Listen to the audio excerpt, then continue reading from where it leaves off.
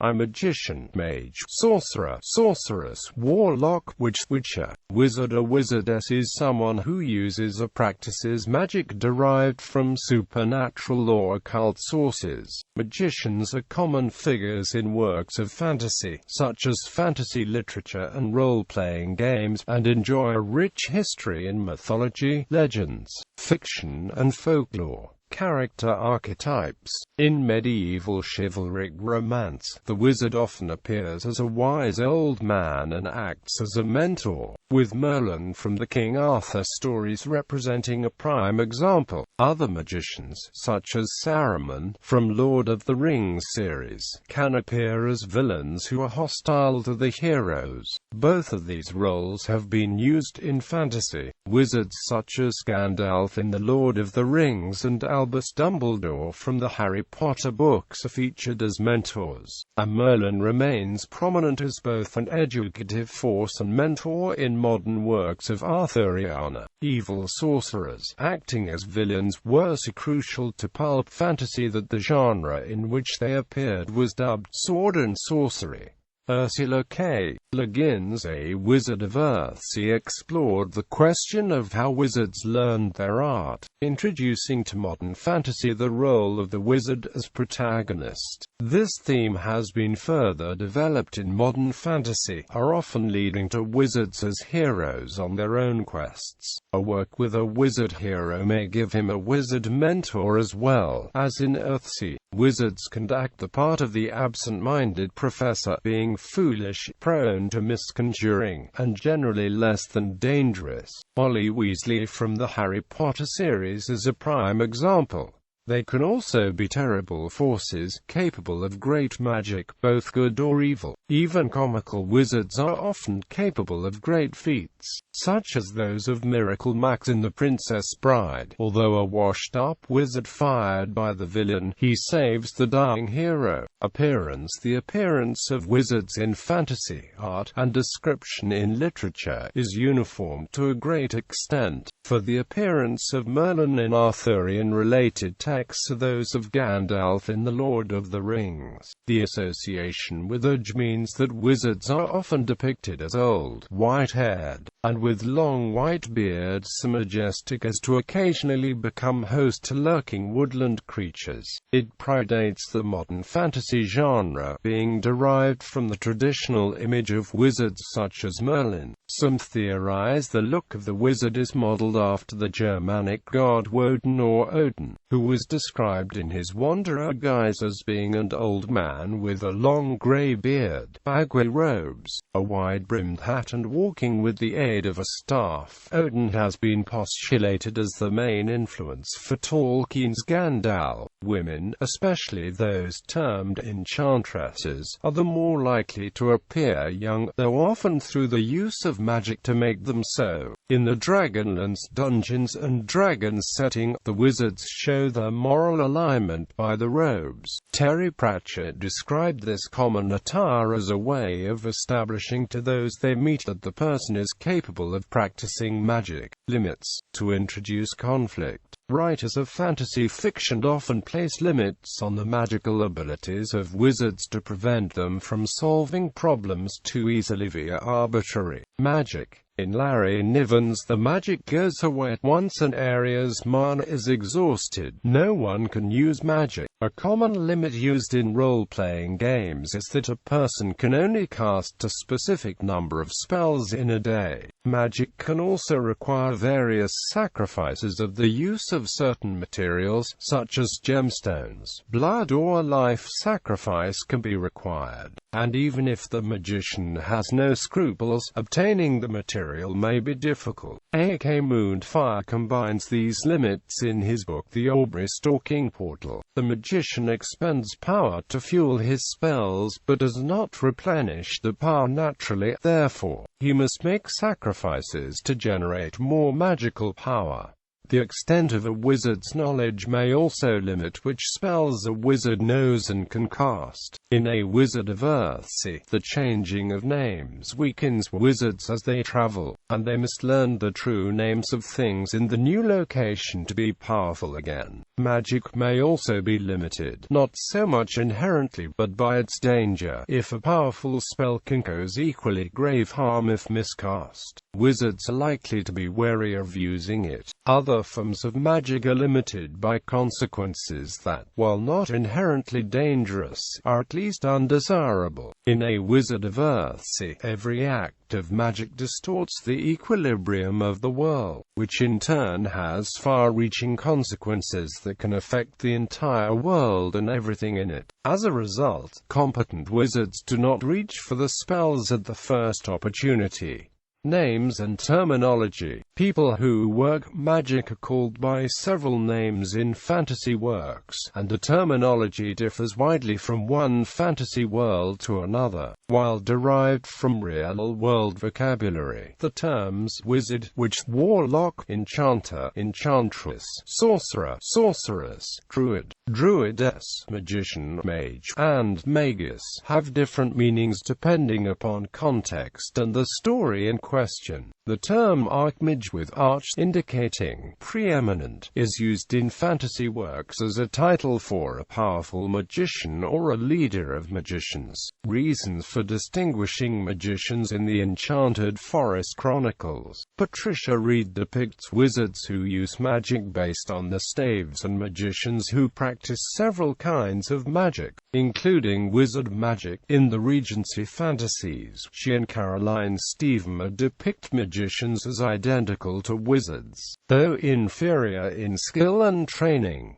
Steve Pemberton's The Times and Amp Life of Lucifer Jones describes the distinction thus: the difference between a wizard and a sorcerer is comparable to that between, say, a lion and a tiger, but wizards are acutely status conscious, and to them it's more like the difference between a lion and a dead kitten. Quote, in David Eddings' The Belgariad and the Malorian series, several protagonists refer to their abilities powered by sheer will as sorcery, and look down on the term magician, which specifically refers to summoners of demonic agents. In role-playing games, the types of magic users are far more clearly delineated and named, in order that the players and game masters may know the rules by which they are played. In the original edition of Dungeons & Dragons, Gary Gygax and Dave Arnson invented the term magic user as a generic term for a practitioner of magic. This lasted until the second edition of Advanced Dungeons & Dragons, where it was replaced with mage. The exact rules vary from game to game. In Dungeons & Dragons, wizard or mage is a character class, distinguished by the ability to cast certain kinds of magic and possessing weak combat skills. Subclasses are distinguished by strengths in some areas of magic and weakness in others. Sorcerers are distinguished from wizards as having an innate gift with magic, as well as possessing blood of a mystical or magical origin. Warlocks are distinguished from wizards as creating forbidden pacts with powerful creatures to harnessing their innate magical gifts. In GURPS, magic is a skill that can be combined with others, such as combat, though in most campaigns, the ability magery is required to cast spells. Gender-based titles. The terms wizard and warlock are more often applied to a male magic user, just as witch is more often applied to a female. In Witch World, a man who anomalously showed the same abilities as a witch was termed a warlock. The term warlock is sometimes used to indicate a male witch in fiction. However, either term may be used in a unisex manner, in which case there will be members of both sexes bearing that title. If both terms are used in the same setting, this can indicate a gender-based title for practitioners of identical magic, such as in Harry Potter, or it can indicate that the two sexes practice different types of magic, as in Discworld. Types of magic. While the terms are used loosely, some naming patterns are more common than others. Enchanters often practice a type of magic that produces no physical effects on objects or people, but rather deceives the observer or target through the use of illusions.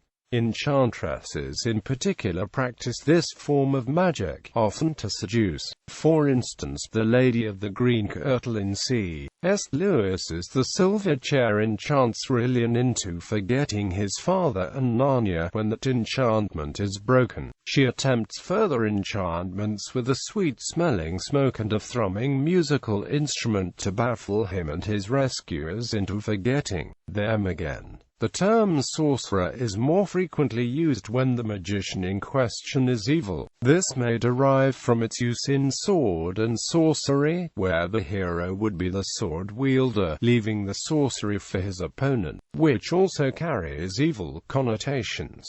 L. Frank Baum named Glinda as the Good Witch of the South in The Wonderful Wizard of Oz. In The Marvelous Land of Oz, he dubbed her Glinda the Good, and from that point forward and in subsequent books, Baum referred to her as a sorceress rather than a witch to avoid the term that was more regarded as evil. In certain East Asian fantasies, the practice of wuxia is used to achieve superhuman feats, as in Crouching Tiger, Hidden Dragon.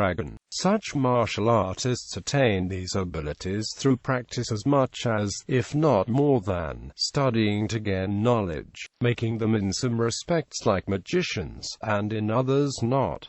Traits of magicians. A common motif in fictional magic is that the ability to use it is innate and often rare, or gained through a large amount of study and practice.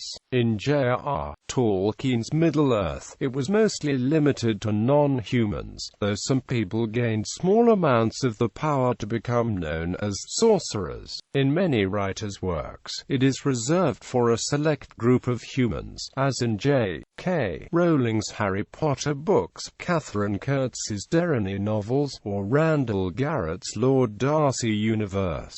Education. Wizards normally learn spells by reading ancient tomes called grimoires, which may have magical properties of their own. Conan the Barbarian sorcerer foes often gained powers from such books, whose strangeness was often underscored by the strange bindings. In worlds where wizardry is not an innate trait, the scarcity of these strange books may be a factor. In Poul Anderson's A Midsummer Tempest, Prince Rupert seeks out the books of the magician Prospero to learn magic. The same occurs in the Dungeons & Dragons-based novel series Dragonlance Chronicles, wherein Raistlin Majory seeks out the books of the sorcerer Fistandantilus. Some wizards, even after training, continue to learn about new and/or invent spells and items, beings, objects, or rediscover old ones that were lost to time, such as in the case of Marvel Comics'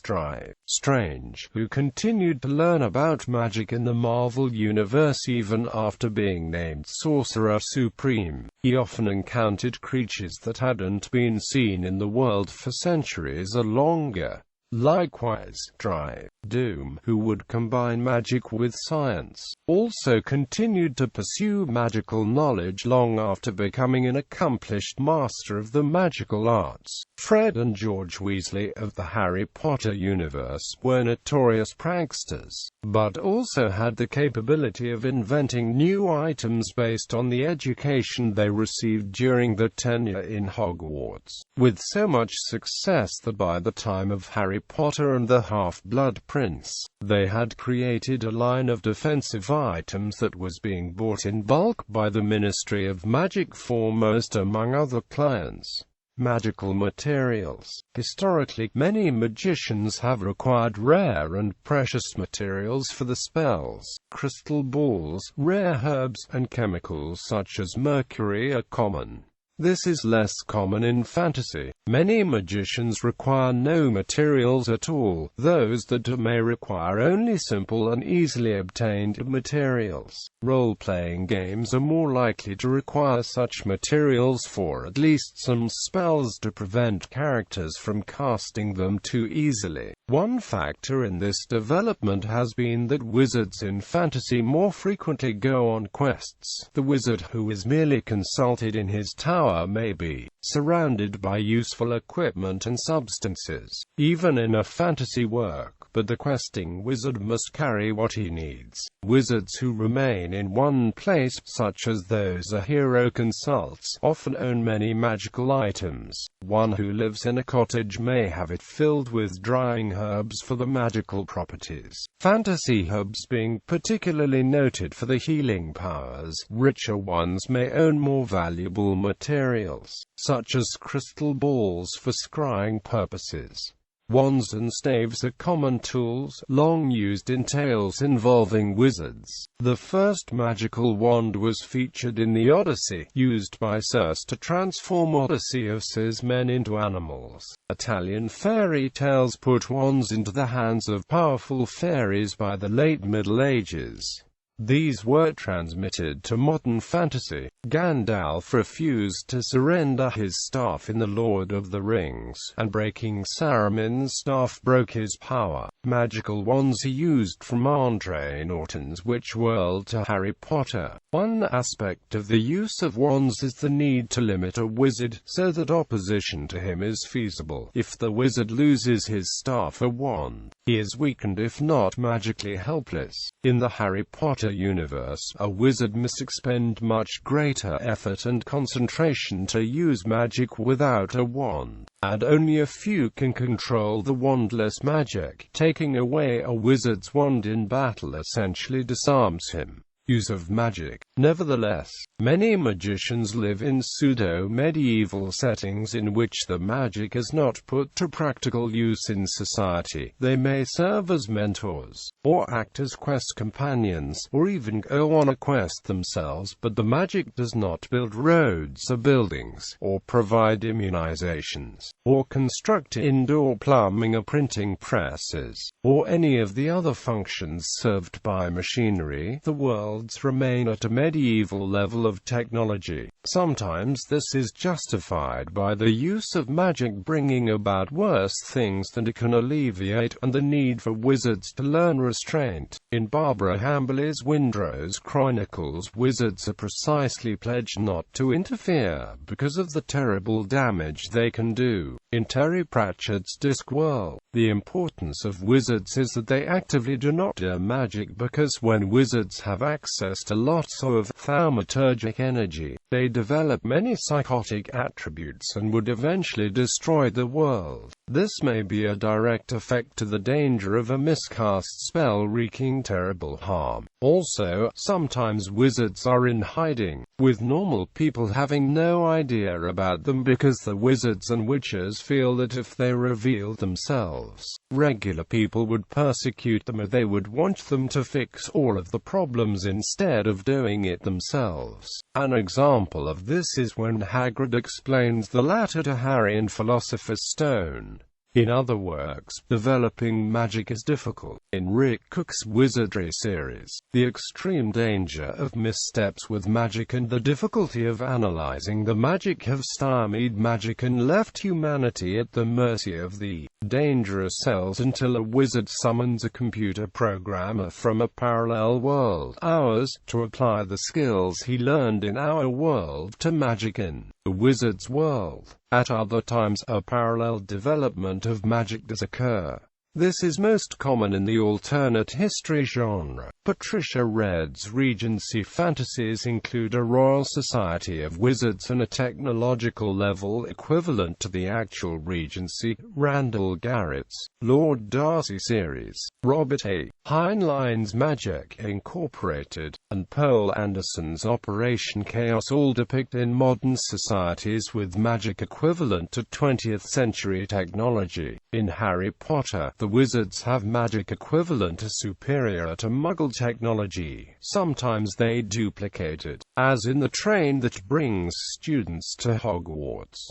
The powers ascribed to wizards often affect the roles in society. In practical terms, the powers may give them authority in the social structure. Wizards may advise kings, such as Gandalf in The Lord of the Rings, or Belgarath and Polgara the sorceress in David Eddings' The Belgariad, or even be rulers themselves as in E.R. Edison's The Worm Ouroboros, where both the heroes and the villains, although kings and lords, supplement their physical power with magical knowledge, or Jonathan Stroud's Bartimaeus trilogy, where magicians of the governing class. On the other hand, magicians often live like hermits, isolated in the towers and often in the wilderness, bringing no change to society. In some works, such as many of Barbara Hambly's, wizards are despised and outcast specifically because of the knowledge and powers. In the magic noir world of the Dresden Files, although wizards generally keep a low profile, there is no specific prohibition against interacting openly with non-magical humanity. The protagonist of the series, Harry Dresden, openly advertises in the Yellow Pages under the heading Wizard, as well as maintaining a business office,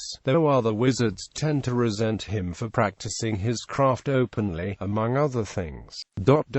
His main source of income in the series is derived from acting as a special consultant to the Chicago Police Department in cases involving the supernatural. Dresden primarily uses his magic to make a living finding lost items and people, performing exorcisms, and providing protection against the supernatural for ordinary humanity.